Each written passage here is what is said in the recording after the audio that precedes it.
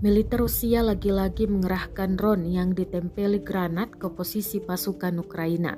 Granat tersebut dilemparkan di lokasi yang diduga ditempati Ukraina di sekitar Bakhmut. Rekamannya ramai beredar di Telegram pada Senin 2 Januari 2023. Dalam narasi unggahan disebutkan, inilah pekerjaan intelijen militer Rusia dengan mengirim hadiah ke posisi pasukan Ukraina. 3 tentara Ukraina di dalam video terekam berhasil menyelamatkan diri. Mereka dapat mendeteksi serangan granat Rusia yang dilempar dari drone, sedangkan 3 benteng Ukraina lainnya tampak dipenuhi asap setelah terkena granat. Namun, militer Rusia tidak merilis jumlah korban yang dieliminir dalam serangan kali ini.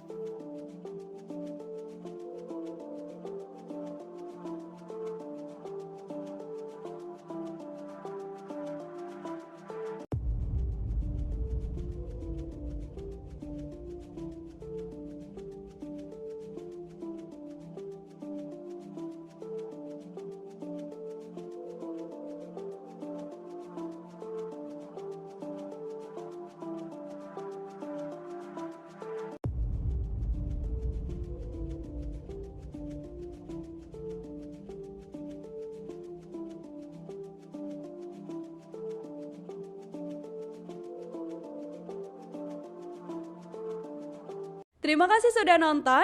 Jangan lupa like, subscribe, dan share ya.